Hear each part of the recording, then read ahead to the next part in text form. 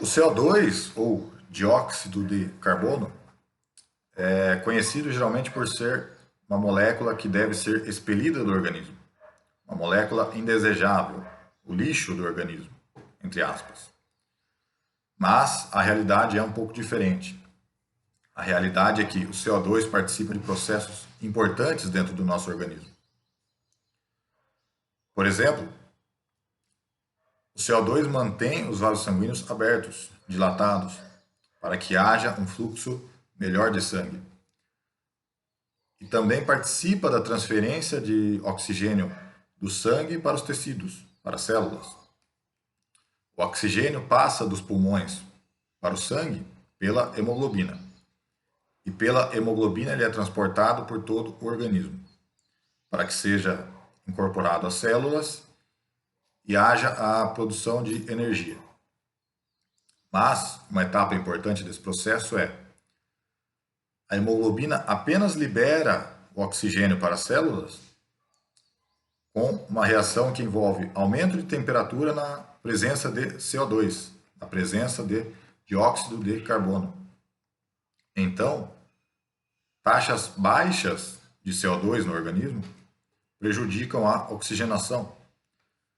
Inclusive, há especialistas que acreditam que a asma seja uma reação do organismo para evitar a perda de CO2, a perda excessiva de CO2, que acontece geralmente quando as pessoas têm uma respiração muito acelerada. Respiram muitas vezes por minuto. E há dois meios para você manter níveis saudáveis de CO2 dentro do seu organismo, que são, primeiro, exercícios de respiração e, segundo, exercício físico. No exercício de respiração, você vai treinar a sua respiração para que não aconteça uma perda excessiva de CO2 na expiração. Isso você faz evitando as hiperventilações, que é essa respiração mais acelerada, e treinando a sua respiração relaxada. E isso você faz com relaxamento. Você relaxa, deita ou senta, e aí você vai cronometrar 1 minuto, e aí você vai contar quantas respirações você faz dentro de 1 minuto. O ideal é que se faça poucas respirações, que se faça de 5 a 6 respirações por minuto. Claro que você estando atento agora à sua respiração, você vai acabar se esforçando para fazer menos. Mas não tem problema, porque treinando essa respiração, quando você estiver pensando em outra coisa, quando não estiver prestando atenção na respiração, você vai acabar fazendo essa respiração nesse ritmo que você tem treinado.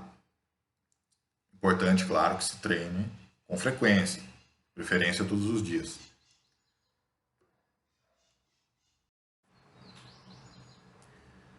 E que seja uma respiração com pausas maiores. Pausas maiores entre a expiração e a inspiração, e também pausas maiores entre a inspiração e a expiração. Então você vai fazer uma respiração assim.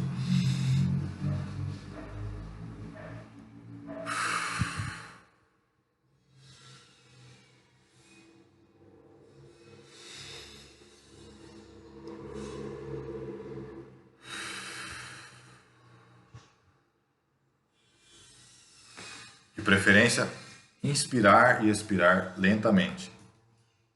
Lembre-se, quanto menos respirações, é ao contrário do que se pensa geralmente, né?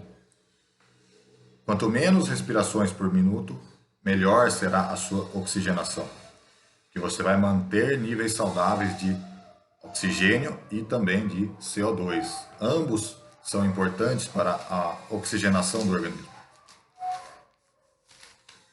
E o segundo exercício é exercício físico.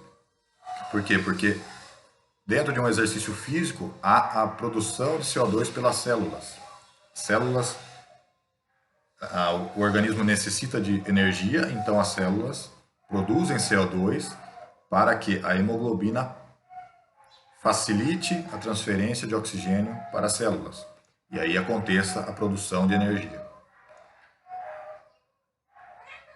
Então, exercício físico aumenta a produção de CO2 pelas suas células. E exercícios respiratórios vão impedir que o CO2 seja expelido, jogado para fora do organismo excessivamente, sem a necessidade. Ficamos por aqui.